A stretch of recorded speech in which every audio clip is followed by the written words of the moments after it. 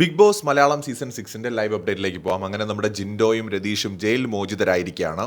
ഈ വീട്ടിലെ 17 പേരും നമുക്കെതിരായിട്ട് നിൽക്കുകയാണടാ. നമുക്ക് ഒന്നിച്ച് നിൽക്കാം, ഇനി നമുക്ക് ഒന്നിച്ച് കളിക്കാം. അവർക്ക് 17 പേർക്കും നമുക്കെതിരായിട്ട് നിൽക്കാൻ പറ്റുമെന്നുണ്ടെങ്കിൽ നമുക്ക് അവർക്കെതിരെ ഒന്നിച്ച് നിന്ന് കളിക്കാടാ എന്നൊക്കെ പറഞ്ഞുകൊണ്ട് നമ്മുടെ രതീഷും അതുപോലെ ജിൻഡോയും കൂടെ തീരുമാനിച്ചുറപ്പിച്ചിറങ്ങിയിരിക്കുകയാണ്. ഇവർ തമ്മിൽ ഇനി അടി പൊട്ടാതിരുന്നാൽ മതി. ആദ്യത്തെ അടി ചിലപ്പോൾ പൊട്ടാൻ പോകുന്നത് ഇവർ തമ്മിലായിരിക്കും. കാരണം ഇത് ബിഗ് ബോസ് ആണ്.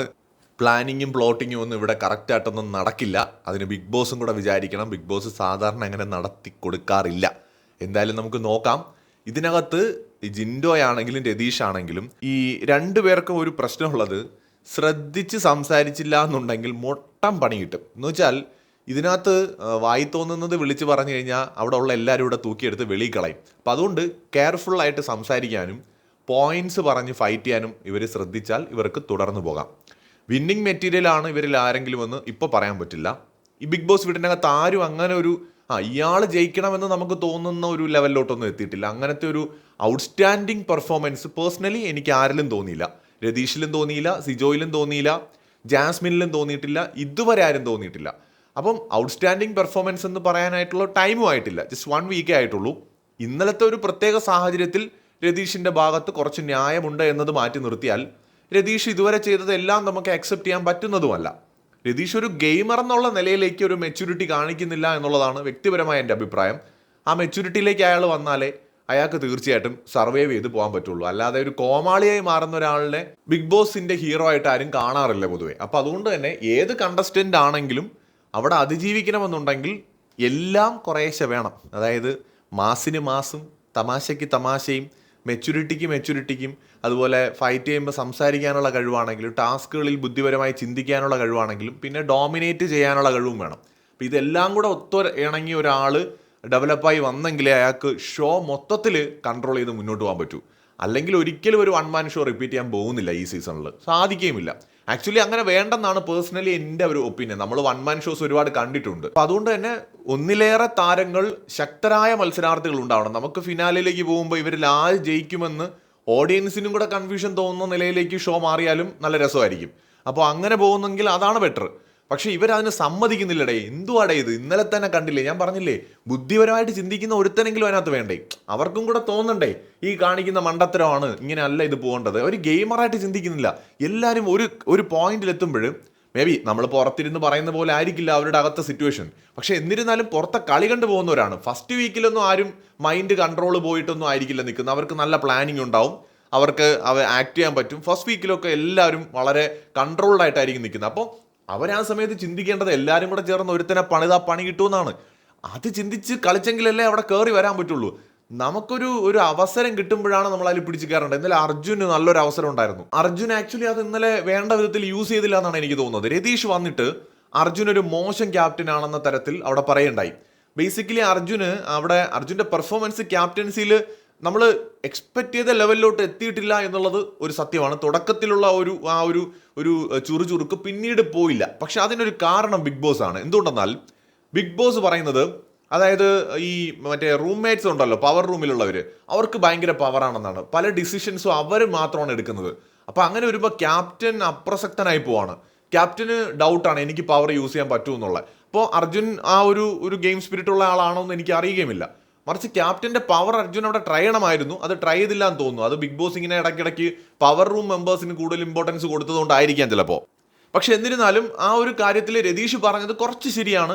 അർജുൻ ആ ഒരു ക്യാപ്റ്റൻ എന്ന നിലയിൽ ആ ഒരു മാർക്കിലേക്ക് എത്തിയിട്ടില്ല. പക്ഷെ അവിടെ അർജുന് രതീഷ് അത് പറയുമ്പോൾ കളിക്കാൻ പറ്റുമായിരുന്നു. അവിടെ അർജുൻ ഇമോഷണലി ബ്രേക്ക് ആയതുപോലെ എനിക്ക് തോന്നി. കാരണം അതുകൊണ്ടാണ് പിന്നീടുള്ള ഫൈറ്റിൽ അർജുനും കൂടെ എന്ത് ചെയ്തു, ഒരു ക്യാപ്റ്റൻ എന്നുള്ള കാര്യം പോലും പുള്ളി മറന്നിട്ട് ആ ഫൈറ്റിൽ എല്ലാവരും കൂടെ അവിടെ ബഹളം വെച്ച് ഫൈറ്റ് ചെയ്യുമ്പോൾ അതിനെ കൺട്രോൾ ചെയ്യേണ്ട ആളാണെന്ന കാര്യം പോലും അർജുൻ മറന്നുപോയി. അപ്പോൾ ഇവരെ പേഴ്സണലി എടുക്കുന്നതിന് പകരം അവർ ഗെയിമറായിട്ട് ചിന്തിക്കുന്നില്ല. അതാണ് ഇതിനകത്തൊരു പ്രശ്നം. പേഴ്സണലി എൻ്റെ ഒരു അഭിപ്രായം എന്ന് പറയുന്നത്, ഒരു സാധാരണ പ്രേക്ഷകനായിട്ട് ഷോ കാണുമ്പോൾ കഴിഞ്ഞ സീസൺ വരെയും നമ്മൾ ഒരുപാട് രാജാക്കന്മാരെയും റാണിമാരെയും ഒക്കെ ബിഗ് ബോസിനകത്ത് കണ്ടിട്ടുണ്ട്. സോ അങ്ങനെ ഒരു 1 മാൻ ഷോയിലേക്ക് ഈ ഷോ പോകണമെന്ന് ഈ സീസണിൽ സത്യം പറഞ്ഞാൽ പേഴ്സണലി എനിക്കും ഒരാഗ്രഹവുമില്ല. ഒരു ബിഗ് ബോസ് ആരാധകൻ എന്ന നിലയിൽ ഷോ കുറച്ച് ഡിഫറൻ്റ് ആയിട്ട് പോകണമെന്നാണ് ഞാനും ആഗ്രഹിക്കുന്നത്. മാറ്റി പിടിക്കാം എന്നുള്ളത് തന്നെയാണ്. അല്ലാതെ ഒരാളിലേക്ക് ചുരുങ്ങി പോകുന്നത് അത് ചിലപ്പോൾ ഷോയുടെ ആസ്വാദനത്തെ ബാധിക്കും. നമ്മൾ ഒത്തിരി കണ്ട ഗെയിമാണത്.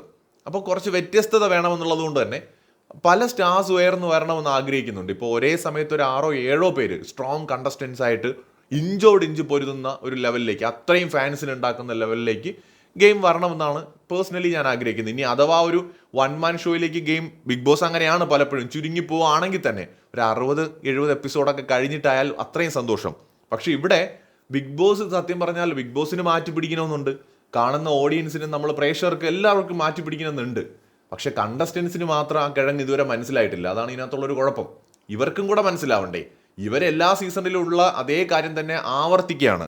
ഇന്നോ ഇന്നലെയോ ഞാനിട്ടൊരു വീഡിയോയിൽ കുറേ പേര് കമൻറ്റ് ചെയ്തു, മാരാരുമായിട്ട് നിങ്ങൾ ഇയാളെ കമ്പയർ ചെയ്യരുത്. ആരെയും നമുക്ക് അങ്ങനെ കമ്പയർ ചെയ്യാനോ വില കുറച്ച് കാണാനോ പറ്റില്ല. നിങ്ങൾ ഓർക്കുന്നുണ്ടോ? മാരാറ് അന്നൊരു ടാസ്കിൻ്റെ ഇടയിൽ ലാലേട്ടൻ വന്ന ദിവസമാണെന്ന് തോന്നുന്നു, ഒരു ടാസ്കിൻ്റെ ഇടയിൽ അമ്മുമ്മേരെ തേങ്ങാക്കൊലയെന്ന് അങ്ങനെ എങ്ങാണ്ട് ഒരു ഡയലോഗ് അടിച്ചു. അത് ഭയങ്കര പ്രോബ്ലം ഉള്ളൊരു സ്റ്റേറ്റ്മെൻ്റ് അല്ലേ? അങ്ങനെ 2 3 മാരാറിൻ്റെ ഡയലോഗ് അടിയും അന്ന് ആ ഒരു ആക്ടിവിറ്റി ഏരിയയിൽ വെച്ച് മാരാറ് റൈസായിട്ട് കയറി ചെന്നതൊക്കെയാണ് അന്നത്തെ പ്രശ്നങ്ങൾക്കെല്ലാം കാരണമായത്. അപ്പോൾ അത് മാരാറിനെതിരെ എല്ലാവരും കൂടെ ചേർന്ന് അന്ന് നിങ്ങൾ ഓർക്കുന്നുണ്ടാവും. അത്തരത്തിൽ 2 3 ഇൻസിഡൻസ് അവിടെ ഉണ്ടായി. അത് മാരാറിൻ്റെ വായിൽ നിന്ന് വീണ വാക്കുകളുടെ പ്രശ്നങ്ങളാണ്. ഇവിടെയും സംഭവിച്ചതാണ്. രതീഷ് വായി തോന്നിയത് വിളിച്ചു പറയുകയാണ്. അത് കാരണമാണ് ഈ എല്ലാവരും കൂടെ ചേർന്ന് അറ്റാക്ക് ചെയ്യുന്നത്. അവിടെയാണ് ഞാൻ കമ്പയർ ചെയ്യുന്നത്. അന്ന് നടന്ന അതേ സംഭവങ്ങൾ തന്നെ ഇവിടെയും നടക്കുകയാണ്. അന്ന് മാരാറിൻ്റെ ഭാഗത്ത് ന്യായമൊന്നും ഉണ്ടായിരുന്നില്ല. നമ്മളൊക്കെ പറഞ്ഞു മാരാർ ചെയ്തത് തെറ്റാണ്, ഒരു സംശയമില്ലാതെ നമ്മൾ പറഞ്ഞില്ലേ. എല്ലാ ഓഡിയൻസും, മെജോറിറ്റി ഓഡിയൻസും പറഞ്ഞു മാരാർ ചെയ്തത് തെറ്റാണ്. പക്ഷെ എന്നും പറഞ്ഞ് എല്ലാവരും കൂടെ കയറി ആക്രമിക്കേണ്ട കാര്യം എന്തായിരുന്നു എന്നതായിരുന്നു അന്നത്തെ ചോദ്യം. അതാണ് ഇവിടെയും വന്നത്. പക്ഷെ മാരാറും രതീഷും തമ്മിലുള്ള ഒരു കമ്പാരിസൺ ചെയ്യുമ്പോൾ ഇനി ഇവരുടെ ഗെയിമിനെ വിലയിരുത്തുകയാണെങ്കിൽ മാരാര് കുറെ കൂടെ ഒരു സ്ട്രോങ് പ്ലെയർ ആണെന്ന ഫീല് തുടക്കത്തിൽ നമുക്കുണ്ടായിരുന്നു. സ്ട്രോങ് എന്ന് പറയുന്നത് ഞാൻ പറയുന്നത് ഒന്ന് സംസാരിച്ച് നിൽക്കുന്ന കാര്യത്തിൽ, 2 വോയിസ് എടുക്കുന്ന കാര്യത്തിൽ, 3 ഡോമിനേറ്റ് ചെയ്യുന്ന ഒരു കണ്ടസ്റ്റന്റ് ആയിരുന്നു മാരാര്. ഇവിടെ രതീഷിന്റെ കേസിലേക്ക് വരുമ്പോൾ തുടക്കത്തിൽ തന്നെ ഒരു ജോക്കർ ഇമേജിലേക്കാണ് രതീഷ് പോയിരിക്കുന്നത്. അപ്പം അങ്ങനെ ഒരു ഇമേജ് വെച്ചുകൊണ്ട് അകത്തെ കണ്ടസ്റ്റൻസിനെ ഡോമിനേറ്റ് ചെയ്യാൻ പറ്റില്ല. സമ്പൂർണ്ണമായിട്ടൊരു ഇറിറ്റേറ്റിംഗ് ക്യാരക്ടറായിട്ടാണ് ഇവിടെ എന്ത് ചെയ്യുന്നത്, രതീഷ് മാറുന്നത്. അപ്പം അതുകൊണ്ട് തന്നെ രതീഷിന് ആ ഒരു ഇമേജ് തിരിച്ചു പിടിച്ചേ പറ്റൂ ഇവിടെ കളിക്കണമെന്നുണ്ടെങ്കിൽ. അതുകൊണ്ട് മാരാരുമായിട്ടൊരു കമ്പാരിസൺ ഒരു തരത്തിലും, ആ ഒരു ക്യാരക്ടർ വൈസുള്ള കമ്പാരിസൺ ഇപ്പോൾ ഒരു അടിസ്ഥാനമേ ഇല്ല. മാരാർ തികച്ചും ഒരു വേറെ ലെവൽ കണ്ടസ്റ്റന്റ് ആയിരുന്നു. അത് മാരാരാണെങ്കിലും റോബിനാണെങ്കിലും കേട്ടോ, പറയാതിരിക്കാൻ പറ്റത്തില്ല. അവരൊക്കെ എക്സ്ട്രീം വേറെ ലെവൽ കണ്ടസ്റ്റൻസ് ആണ്. അവരും ഇതുപോലൊരു ഇമ്പാക്ട് ഉണ്ടാക്കിയവരാണ്. ഈവൻ രജിത് കുമാർ ആയിക്കോട്ടെ, അല്ലെങ്കിൽ ഡോക്ടർ റോബിൻ ആയിക്കോട്ടെ, മാരാരായിക്കോട്ടെ. ഞാൻ ഈ 3 പേരെ എടുക്കാം. ബാക്കിയുള്ള എല്ലാവരും സ്ട്രോങ് കണ്ടസ്റ്റൻസ് വേറെ ഒരുപാടുണ്ട്, ഈവൻ ബ്ലെസ്ലി അടക്കമുണ്ട്. പക്ഷെ വേറൊരു തലം ഓളം സൃഷ്ടിച്ച 3 പേരെന്ന നിലയിൽ ഇവരെ 3 പേരെ നമ്മൾ എടുക്കുകയാണെന്നുണ്ടെങ്കിൽ ഇവർ 3 പേരും സത്യം പറഞ്ഞാൽ വളരെ ഡിഫറൻ്റ് ആയിട്ട് ഒരു ഇമ്പാക്റ്റ് ഉണ്ടാക്കിയവരാണ്. അതിൽ രജിത് കുമാറിൻ്റെ ആയുധം നോളജ് ആയിരുന്നു. എഡ്യൂക്കേറ്റഡ് ആയിട്ടുള്ള ആളാണ്, പ്രൊഫസറാണ്, നോളജ് ഉണ്ടായിരുന്നു. ഇനി അതുപോലെ തന്നെ മാരാറിൻ്റെ കേസിലേക്ക് വന്നാൽ വായന, നന്നായിട്ട് വായിച്ചറിവുള്ള, പൊളിറ്റിക്കൽ ഡിബേറ്റുകളിൽ പങ്കെടുത്ത എക്സ്പീരിയൻസ് ഉള്ള, നന്നായി സംസാരിക്കാൻ അറിയാവുന്ന ഒരാളെന്ന നിലയിൽ മാരാറിന് ഒരു പ്രാധാന്യം ഉണ്ടായിരുന്നു. പിന്നെ ടാസ്കുകളിൽ പെർഫോം ചെയ്യാനുള്ള ഒരു മെയ്വഴക്കവും ഫിസിക്കൽ ഫിറ്റ്നസ്സും ഒക്കെ പുള്ളിക്കുണ്ടായിരുന്നു. ഒപ്പം ഉറക്കെ സംസാരിച്ച് ഏതൊരു വേദിയിലും ഡോമിനേറ്റ് ചെയ്യാനും ഈ മാരാർക്ക് സാധിച്ചിരുന്നു. ഇനി റോബിൻ്റെ കാര്യത്തിലേക്ക് വന്നു കഴിഞ്ഞാൽ റോബിൻ വളരെ പ്ലാൻഡ് ആയിട്ട് കളിച്ച ആളാണ്. മാത്രമല്ല റോബിനെ സംബന്ധിച്ചിടത്തോളം റോബിൻ ഒരു തിരി കൊളുത്തിക്കഴിഞ്ഞാൽ മറ്റവർ കടന്നിങ്ങനെ ചടപടയുന്ന പ്രശ്നങ്ങൾ ഉണ്ടാക്കുന്ന സമയത്ത് ആദ്യത്തെ ഒരു പോയിന്റിൽ റൈസ് ആവുന്ന റോബിൻ പിന്നെ കൂളായിട്ട് ഒരു സൈഡിൽ പോയി മിണ്ടാതെ ചിരിച്ചുകൊണ്ടിരിക്കും. അപ്പോൾ ഇത് കാണുന്ന ഫാമിലി ഓഡിയൻസിനുണ്ടല്ലോ, അയ്യോ പാവൻ റോബിൻ, ആ ഒരു സാധനം ഫീൽ ചെയ്യും. പിന്നെ റോബിൻ്റെ അടുത്ത് ആർക്കും അങ്ങനെ ഒരു വെറുപ്പ് തോന്നിയിട്ടുമില്ല. ഇതാണ് അതിനകത്തുള്ളൊരു ഡിഫറൻസ്. റോബിൻ വെറുപ്പ് മീൻസ് എല്ലാവർക്കും തോന്നിയിട്ടില്ലെന്നല്ല, കുറച്ച് പേർക്ക് ഉണ്ടാവാം. പക്ഷെ മെജോറിറ്റി ആൾക്കാർക്കും റോബിൻ്റെ ആ ഒരു നിഷ്കളങ്കത്വം കൂടി ഇടയ്ക്ക് പുറത്ത് കാണിക്കും റോബിൻ. അതുപോലെ തന്നെ കുറച്ച് ദേഷ്യപ്പെട്ട് കട്ടയ്ക്ക് നിൽക്കേണ്ട സമയങ്ങളിൽ അങ്ങനെയും നിൽക്കും. അപ്പം അങ്ങനെ നിന്ന് കളിച്ചതുകൊണ്ട് തന്നെ റോബിന് അനുകൂലമായിട്ടുള്ള ഒരു സാഹചര്യം വന്നുണ്ടായിരുന്നു. ഇവിടെ രതീഷിൻ്റെ കേസിൽ ഫസ്റ്റ് വീക്കിൽ നമുക്ക് അങ്ങനത്തെ ഒരു ഗെയിമറായിട്ട് രതീഷിനെ കാണാൻ പറ്റില്ല. കാരണം രതീഷ് ഇപ്പോൾ ഒരു ഇറിറ്റേറ്റിംഗ് ഗെയിമറാണ്, കണ്ടന്റ് ഉണ്ടാക്കുന്നുണ്ട്, ബിഗ് ബോസ് വീടിനകത്ത് നിറഞ്ഞു നിൽക്കുന്നുണ്ട്, ഇമ്മച്വർ ആയിട്ടുള്ള സ്റ്റേറ്റ്മെന്റുകൾ പറയുന്നുണ്ട്, ഒരു പ്ലാൻഡ് ഗെയിമറായിട്ട് ഫീൽ ചെയ്യുന്നില്ല. എന്നാൽ ചില കാര്യങ്ങളൊക്കെ പറയുന്നത് വളരെ പോയിന്റുമാണ്, ഇല്ല എന്ന് പറയാൻ പറ്റില്ല. പക്ഷേ റോബിനെ പോലെയോ മാരാരെ പോലെയോ അല്ലെങ്കിൽ രജിത് കുമാറിനെ പോലെയോ ഒരു മാസ് ഓഡിയൻസിനെ ക്രിയേറ്റ് ചെയ്യാൻ പറ്റുന്ന ഒരു പ്ലാൻഡ് ഗെയിമറായിട്ട് ഈ നിമിഷം വരെയും രതീഷിൻ്റെ കാര്യത്തിൽ എനിക്ക് തോന്നിയിട്ടില്ല. പക്ഷേ ഫ്യൂച്ചറിൽ അങ്ങനെ ആയിക്കൂടാന്നൊന്നുമില്ല. ബട്ട് ഇതുവരെയും അങ്ങനെ നമുക്ക് കമ്പയർ ചെയ്യാൻ മാത്രമൊന്നും ഉണ്ടായിട്ടില്ല. എന്നിരുന്നാലും ഇപ്പോൾ വീട്ടുകാരെല്ലാം കൂടെ ചേർന്ന് ഇയാളെ പിടിച്ച് രാജാവാക്കി ഇരുത്താനുള്ള ശ്രമമാണ് നടത്തുന്നത്. നമ്മൾ ആരുമല്ല. നമുക്ക് അങ്ങനെ, ഞാൻ സത്യസന്ധമായിട്ട് പറയാം, ഈ സീസണിൽ ഡിഫറൻ്റ് ആയിട്ടുള്ള ഒന്നിലേറെ കണ്ടസ്റ്റൻസി സ്ട്രോങ് ആയിട്ട് ഉയർന്നു വരണമെന്നാണ് ആഗ്രഹിക്കുന്നത്. അത് വുമൻ കണ്ടസ്റ്റൻസിൽ നിന്നും വരണം, മെയിൽ കണ്ടസ്റ്റൻസിൽ നിന്നും വരണം. ഒരു 4-5 പേര് കട്ടയ്ക്ക് അടിച്ച് നിൽക്കുന്ന കാണാനാണ് നമുക്കൊരു രസം. അപ്പോൾ കാരണം മറ്റേ നമ്മൾ കണ്ട ഗെയിമുകളാണ്. ഇപ്പോൾ കഴിഞ്ഞ സീസണിൽ 1 മാൻ ഷോ ആയിരുന്നു മാരാരിൻ്റെ ഒരു കംപ്ലീറ്റ് 1 മാൻ ഷോ അല്ലേ, നമുക്ക് എല്ലാവർക്കും അറിയാം. പുള്ളിക്ക് ഒരു സ്ട്രോങ് എതിരാളി പോലും ഇല്ല. അതുകൊണ്ടുകൂടിയാണ് വ്യക്തിപരമായി ഞാനിപ്പോൾ ആഗ്രഹിക്കുന്നത് കട്ടയ്ക്ക് അടിച്ചു നിൽക്കുന്ന ഒരു 3-4 പേര് വേണമെന്ന്. അങ്ങനത്തെ കണ്ടസ്റ്റൻസിനെ തൽക്കാലം അതിനകത്ത് കാണുന്നില്ല. എന്നാലും പ്രതീക്ഷ നൽകുന്നവരാണ് സിജോയും റോക്കിയും ജാസ്മിനും അതുപോലെ തന്നെ ഈ പറയുന്ന രതീഷും ഒക്കെ.